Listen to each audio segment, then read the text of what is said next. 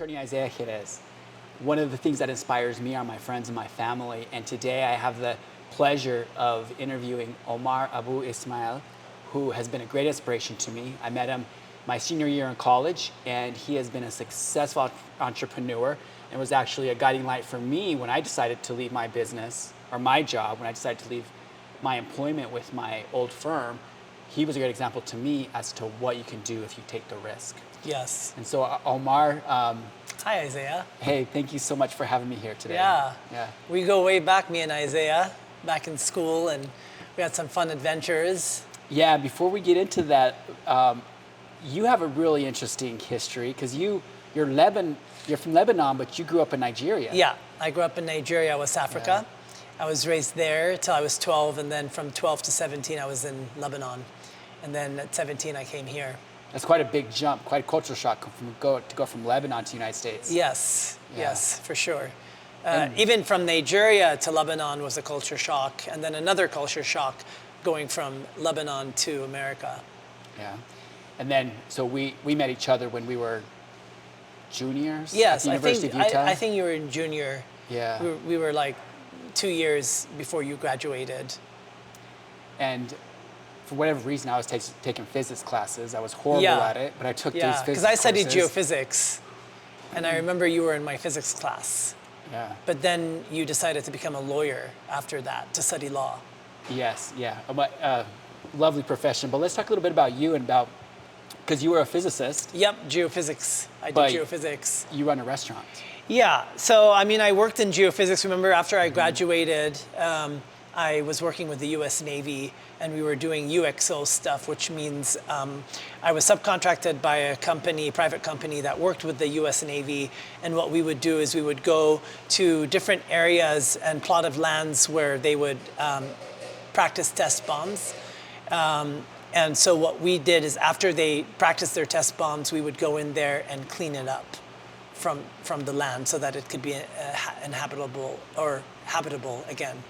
Does that make sense? Yeah, but you were doing this in a pretty beautiful place in the world, right? Yeah, so I was working in Fort Ord, Monterey, and then I went to Hawaii. I was working on the Kaho'olawe Island Reserve. So I was living on Maui for 2 years, and then we took a helicopter every day to Kaho'olawe Island Reserve and worked with the U.S. Navy, and we tried to clean up that island from all the practice test bombs that was happening. It happened during Pearl Harbor.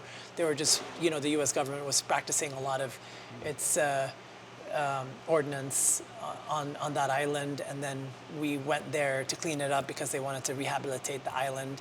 Kaho'olawe is known for the local Hawaiians to be one of the most sacred islands that they have, and the king and queen used to live there. So it has quite the history. And that's pretty amazing. You go from living in Hawaii, commuting with a helicopter. Yes, and restoring this indigenous. Yes, and I think island. that's kind of where I started realizing that I did not want to do geophysics anymore. It was hard work because we had to put strap machines on us, computers, and then we had to take an electromagnetic machine, and we had to go over 100-meter by 100-meter plots of the land, and then we flag where all the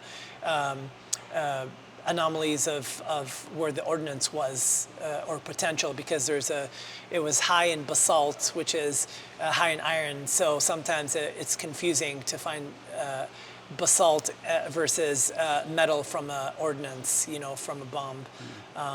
So it was interesting, but it was very hard work, and then I had to go to the computer and map it all out and pick all the anomalies that would indicate that there is metal there, and then we would go there and they would dig it out, and it was a risky job because if they dug it out wrong, or if it's not exploded yet, it would explode. So it was very risky, and I just didn't really enjoy it, and I realized that I was more into health and nutrition, and I really wanted to become a naturopathic doctor. That was my dream because I was so interested in natural health. And in the 2 years I was working there, I had the opportunity to read a lot because sometimes being on the helicopter, and having a lot of, drive time on the island and things like that, I read a lot, and I realized that I really wanted to become a naturopathic doctor. But soon after that, my dad had cancer. And that was what catapulted me out of geophysics, because I had to leave the project ended, and then I had to come back to Utah. My dad was in Nigeria at the time, and he went to Lebanon, had surgery there, and then came here. And so me and my mom helped take care of him his last 3 months of his life. And after he passed away, I was like, nope, I'm not doing geophysics anymore. I want to make a difference in the world. And his health crisis made me realize that.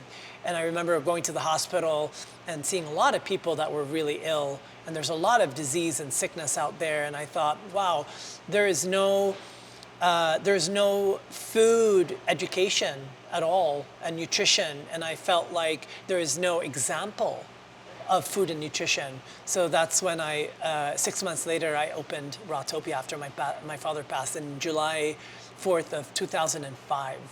See, I remember this because we graduated at the same time, and I went on a mission for the Church of Jesus Christ Latter-day Saints. Yes. I was gone for 2 years. Yeah, I remember that. And you were working as a physicist. Yes. And I came home, and you were back here, and you were running a restaurant. Yes. Right? And I remember Yes. you telling me the story about your father, Yes. right? And it was, to me, it seemed like it was the love of your father and seeing what he went through. Of that course. You wanted to help people avoid that pain in their lives. Of course, yeah.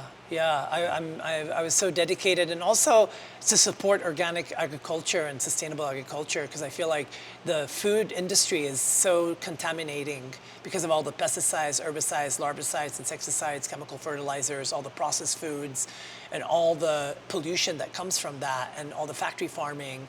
So I felt like I wanted to open a restaurant so that I could give an example to what healthy food looks like.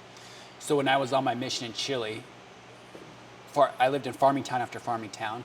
I ended up gaining 20 pounds, and I came back here to the United States, and I lost it in the first 2 weeks. I lost it all because I couldn't eat the food. Yeah. I would eat the food here in the United States, and I would just get so sick so Yeah. quick because it just didn't sit well with me. It wasn't tasty right. It wasn't as fresh. Exactly. But so then you shifted your focus and said, instead of helping these indigenous people with their islands, you started saying, how can I bring it home and help people Exactly. How can I help people's health and wellness, and how can I be an example? How can I create a business that also supports the environment? How can I create a business that also supports people's lives and well-being? I mean, that to me was so important. And I'm just so dedicated to create change in the world through food. Yeah, and I love some of the food that you have made. I remember bringing my 18-month-old. He's now 14, 14 and a half. But I remember bringing him to your restaurant, and you had made this shake for him with avocado and coconut milk. And I'm not sure what else you put in it, but And he spinach. drank it all. And Yeah, spinach probably. I remember that. And he drank it all. Yeah. And I was surprised because he doesn't like food, right? Yeah. And it was amazing that. And so tell me a little bit about the menu that you have, because your menu is unique. Well, it started as a raw food restaurant, actually, because eating a lot of raw foods makes you very alkaline, and which means that if you're very alkaline, there's no room for disease to grow in your body. So some people sell alkaline water. Yes, alkaline water is definitely out there. But for me, I think what's more important is what we're eating and the way your body digests the food. So is it that the alkaline water is just maybe just a little Band-Aid on what the big problem is? Exactly. Alkaline water is good to a certain point, because also too much alkalinity cannot be good as well. And also sometimes you need the acidity to digest food. So you really need to know what you're doing when you're doing alkaline water. But for me, I focus more on food and on sprouting, because a lot of times people don't talk about this, but sprouting increases the amount of nutrients by 600%. And eating a lot of greens, especially wild greens like dandelion, more deep leafy green vegetables like kale and chard and collard greens, spinach. These are all very high in chlorophyll and also very good for prebiotics that help the gut and also help the gut clean out.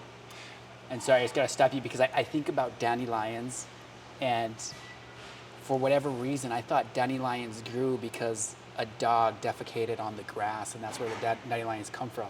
Oh, wow. No? No. Am I wrong? I'm completely wrong. Okay. Well, dandelion is All right. a delicacy in a lot of European countries and in the Middle East. Really? Yeah. What is it about the dandelion that makes it a delicacy? Well, dandelion is excellent for the liver.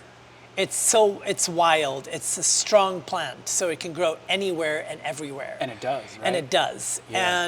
And it's the bitterness is very good for the liver and kidneys. It's a diuretic. And also dandelion is excellent prebiotic as well. And it's I call it a high electric food.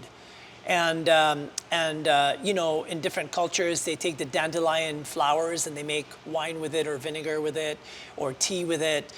We use the greens to chop it up and make it into a salad. In Lebanon, they saute dandelion greens, and sometimes they eat it raw as well. So there's different ways to cooking dandelion. And some people take the roots of dandelion and make tea with it. And all of the dandelion, the flower, the plant, the root, it's all beneficial for the human body. It's really medicine. So, and you kind of talk about supporting local agriculture. Yes, so we so where do you get? So a your lot of agriculture in the from? summertime, I go to the farmers market and I handpick a lot of our produce that we use in the restaurant. I love to support local organic growers because I know that they're tending to the soil and they're taking care of our soil. No one talks about this, but a lot of even organic agriculture and commercial agriculture. I mean, a lot of agriculture that happens in a corporate way and in a massive scale. What happens is they're destroying the topsoil. And it takes 10,000 years to build like an inch of topsoil. I mean, I would say thousands of years. I don't know exactly. Between 3,000 and 10,000 years to literally build just an inch of topsoil. And normally in commercial crops, when they spray all the pesticides, herbicides, fungicides, glyphosates, all that stuff, it actually kills the soil. And then all of a sudden, once they're done farming in that area, it becomes a desert scape because nothing can grow in it. And then it destroys the environment and it affects the climate as well. So I don't think a lot of people talk about these things, but And as a consumer, right? I remember being young and my grandma grew a lot of fruits her and food, vegetables. yes. And you sit down at the table and the fruits and vegetables would be all types of shapes, sizes, Yes. and colors. Like Yes. they never all look the same. But Yes. as a consumer, like I like to go to the store and I like to see like the beautiful tomatoes and the beautiful mushrooms, everything all beautifully shaped. But that is actually, that's part of the commercialization. Yeah, of the exactly. produce, And right? what happens is these things are harvested when they're not even ripe. And then, especially with commercial crops, if they're when they're harvested, there's no nutrition in the soil. There's no organic matter in the soil because it's all chemical fertilizers. So there's no nutrition in the food itself, and the vegetables end up not tasting like vegetables anymore, and that's why kids don't like it. But versus if you grow food in your own garden, and you eat that, there's so much flavor in it. Like a tomato from a garden is so sweet and delicious, but then you buy a tomato from the store and it has no flavor and no smell. They look pretty, right? They look pretty, but there's but they don't taste very well, they're right? empty foods. So I've got 5 kids. I think my fourth kid right now, his name is Benjamin. We cannot get him to eat fruits or vegetables, right? And so what would be some advice that you would give to someone in our position? I would do a garden. I would work on a garden in my own house so that I could show my kids how food is grown. And when they see that, they get excited about that. And then when you pick a ripe fruit off the tree or off the plant and you eat it, it's so tasty and they're gonna love it. So it's gonna shift their mindset once they see it and they see how it grows and then they pick it and eat it. They're like, this tastes like peas or carrots or you know what I mean? When you involve them, when they're involved in their food and they understand how food grows, then they'll have a different perspective. But when like in America, where a lot of working working class and we have to work a lot. And so what happens is mothers have to go to the grocery store and buy a bunch of food. And kids don't know how this food comes from or how does it grow, or and there's no flavor in it. So of course they're not going to like it. So I always say, if you don't have a garden, go to farmer's market. Find where your local farmer's market is. Take your kids there, let them see all the food, and let them taste and be curious. And you had brought up sprouting. Is that something that I could do in my house, right? So I live Absolutely. in Vegas. Of course, it's hard to grow stuff outside. But sprouting would be something that you're saying. I could get the kids involved in sprouting. Exactly. You can get the kids involved in sprouting. And also, not only that, like for example, almonds, okay? If you soak it in water, like in the Middle East, all of their nuts and seeds, they always soak it in water and then they put it on the food, or they process it after it's been soaked in water. If you eat a raw almond versus a soaked almond, you'll see a huge difference. When you eat the soaked almond, you'll realize it's as if you've picked it up fresh from the tree.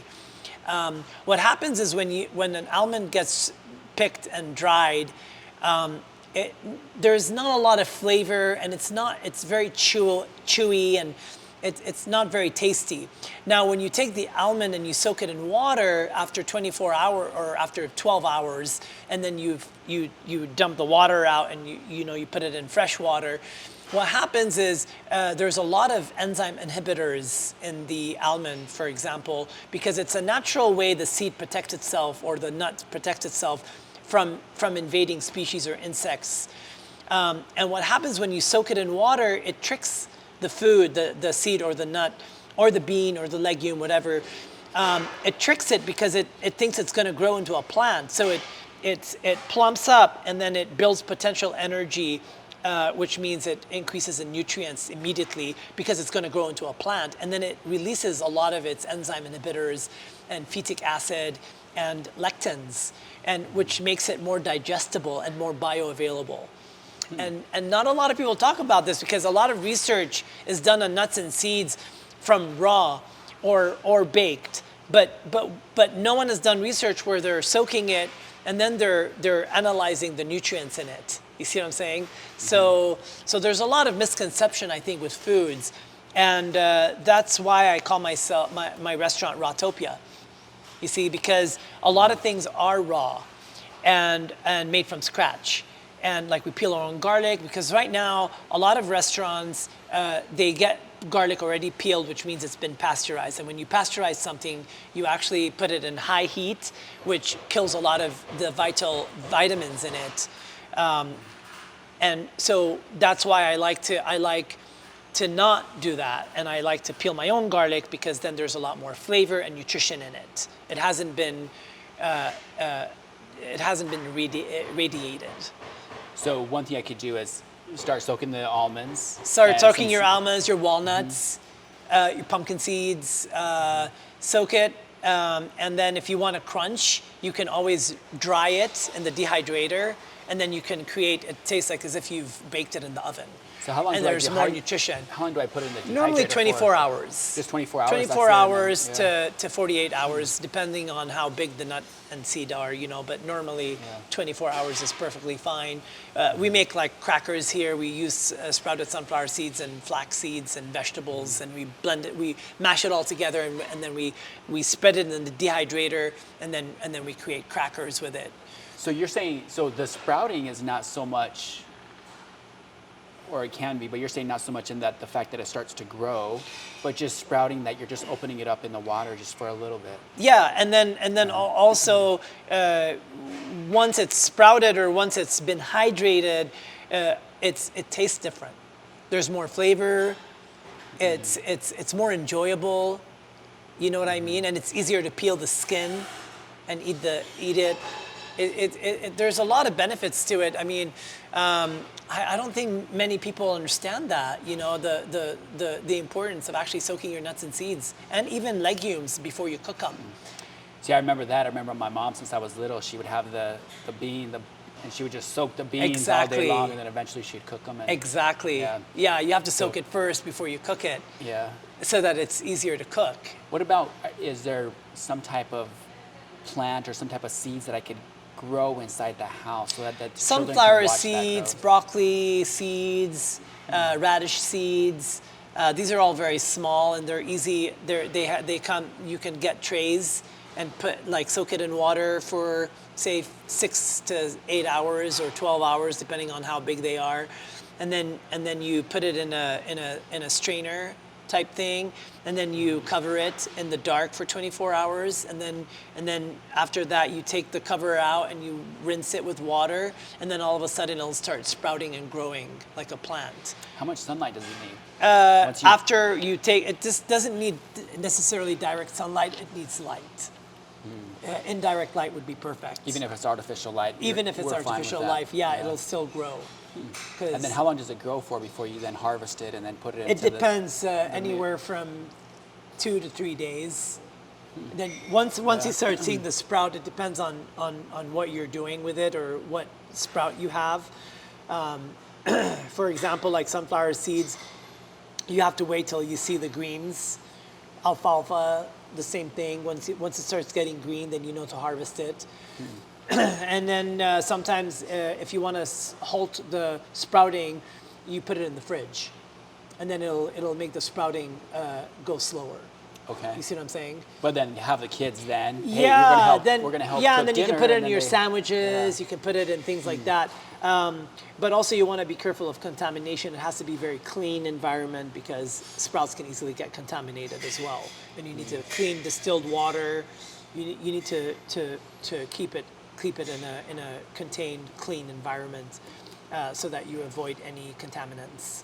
Well, what a great idea, right? Like you're talking about, we want to focus on getting our children to eat healthy, and so we need to involve them in the process. Exactly, help in them the food, recognize show where it's them coming what from. food is. Yeah, because we Yeah. live in a culture that kids are fed candy, they're rewarded with candy, and candy has a lot of different coloring, artificial flavors, preservatives. It's not food. It contaminates the cells, and then eventually it starts malfunctioning in the cells, and then a lot of kids start developing things like diabetes, leukemia. I mean, it's on the rise, and it's really sad, and no one talks about these things. And then they eat junk food like chips, potato chips, or Doritos or Skittles. I mean, these are things that are actually banned in a lot of European countries. I think we were talking about, it's kind of our culture where both parents are working at home. It's easy, it's quick, and it's what the kids want, and maybe just a little bit. It's effort only the taken- kids want it only because they're being fed that, and there's these. So this is also. So junk food is also manufactured using food science, which is actually using chemicals in the food that when you eat it, it basically does something to it, connects with the neurological system of your brain and creates an addiction. So it's really toxic and it's addictive. And that's why kids start craving it more and more. And So- then they've done a research actually where they've taken a bunch of kids and they fed them fruits and vegetables, and they saw the behavioral pattern, and they're really nice and loving and kind, and they work well together with the kids, no fights, no, you know what I mean, loving environment. Yeah. But then they took a bunch of kids and fed them a bunch of junk food, and then all of a sudden the kids showed signs of anger, frustration, fighting. It's incredible how foods affect us. And I think a lot of people that are mean or angry, sometimes it's because of the food that they eat that creates this. They're not in their health, and so they're miserable, and so they're mean. You know, people that are less mean are healthier. If you look at healthier people, they seem more loving, more kind. It's because also the foods they eat affects everything. Definitely affects our energy level. without Yeah, a doubt, and right? their energy levels. Yeah, absolutely. I want to shift a little bit because, you know, when I open up my own law firm, a big focus is that I'm going to have a law firm where my family can work, where I can bring my daughter, my son to work, Absolutely. and involve my wife in the business. And Absolutely. it's been wonderful. My wife and I have taken this risk on together. She's very Absolutely. supportive in what I do, and you do the same thing with your restaurant. Yes, of course. I remember in college going to your house and I would just sit at your mom's table and eat all of your hummus. Yeah. I mean, she made the Remember? best hummus ever. Yeah. So my mom works in my kitchen. She's the head chef of my kitchen. Me and her both collaborate together with food. Obviously, my talent comes from her. It runs in the family. And then my brother he's the front of the house manager. And together and I manage the kitchen. And so together we're a small family business. And we love working together because we're from Lebanon too, so it keeps us close and connected, and it keeps our culture and language alive. And also it's an example for other people to understand the importance of family and how you work together with your family. Your family are always going to be there for you. And hopefully you have a healthy family, of course. But Right. but part of that, of course, because in America and in American culture, it's they teach you how to be an individual. But I don't believe that we can survive being individuals. I think we're all interdependent on one another and on the environment. So it's like we all work together, and family in a lot of cultures are very close, and they all live together.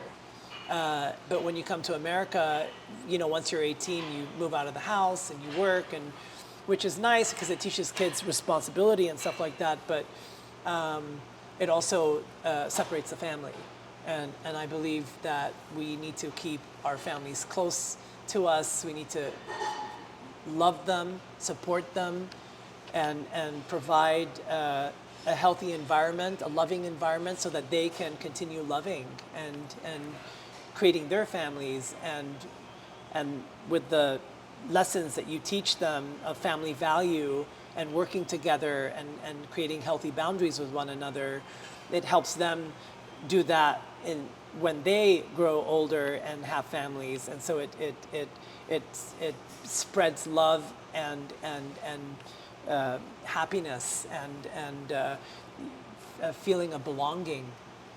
Yeah, there's so much and commitment. There's so much out there that says don't work with your spouse, don't work with your partner, because it's just going to create a lot of contention between the two of you. But I'm finding the exact opposite, kind of what you're talking about, right? As long as we're communicating well, it's wonderful, because not only does she see my dedication to my clients, my sacrifice for the clients, but then she's there and she recognizes she's communicating with me, and she's helping me, guide me in the process, but also willing to push me to take more risk. Yes. And having that communication, open communication, that support, I don't know anywhere else that I could find that other than with my family. Absolutely, absolutely.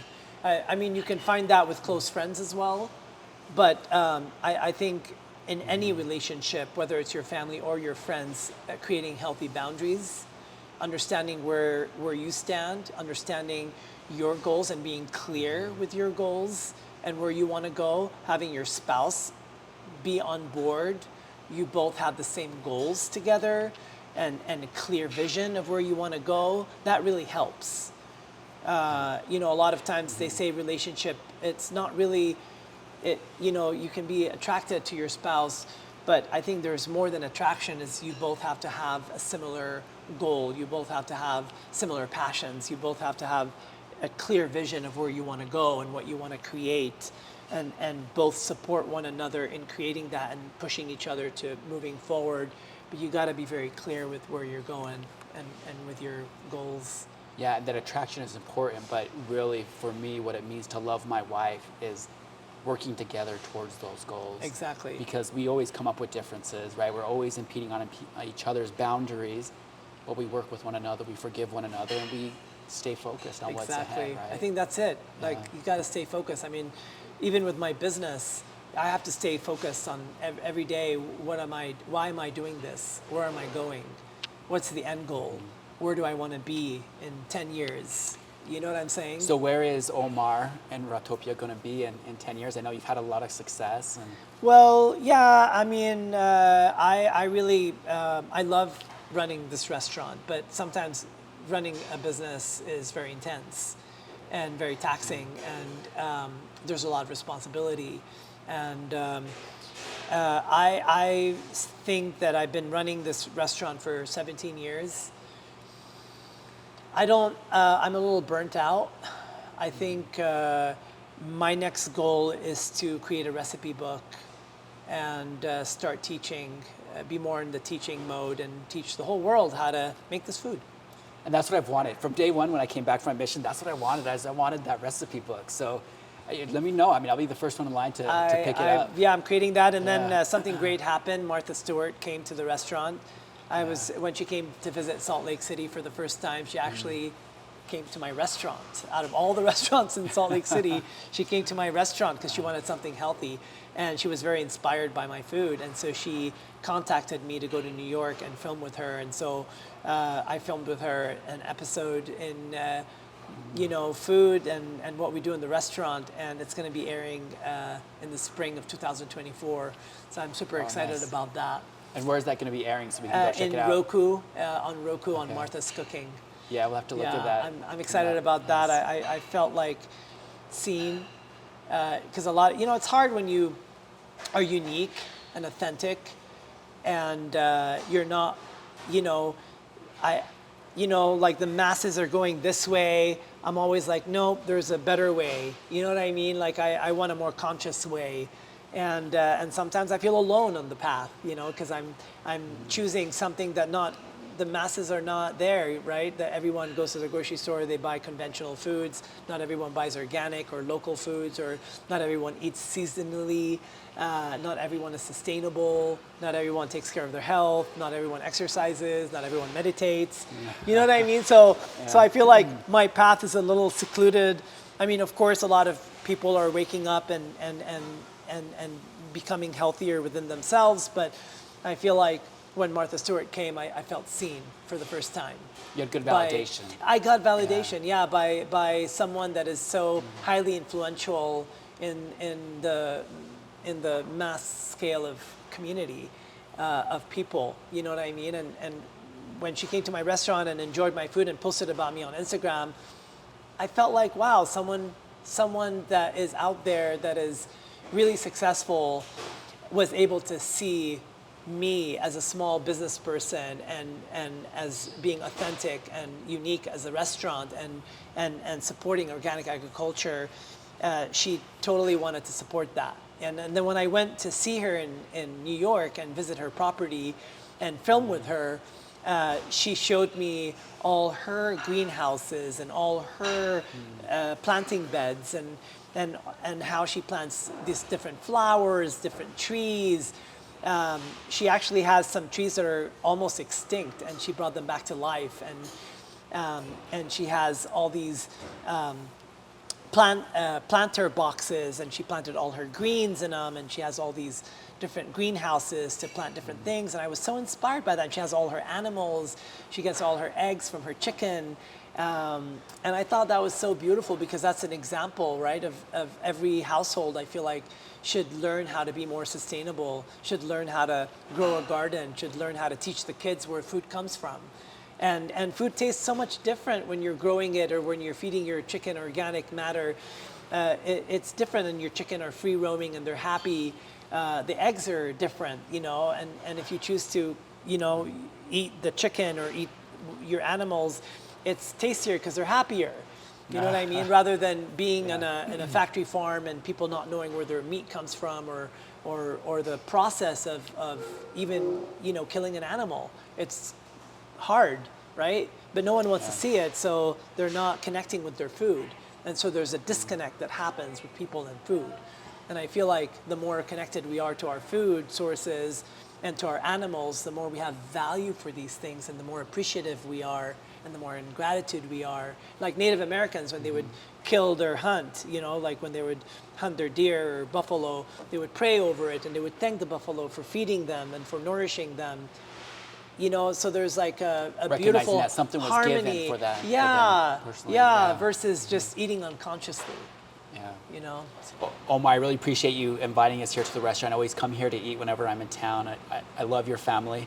Unfortunately, we didn't get to talk about skiing, which I know you love. I know we love skiing. Maybe we'll have to follow up another time. But continue to what you're doing, educating people, helping us understand, right? How can we help our children understand the importance of good food and involving them in it? And Absolutely, I appreciate it. absolutely. Yeah, Well, thank you so much, Isaiah, for having me Yeah. on your podcast and on your, what do you call this?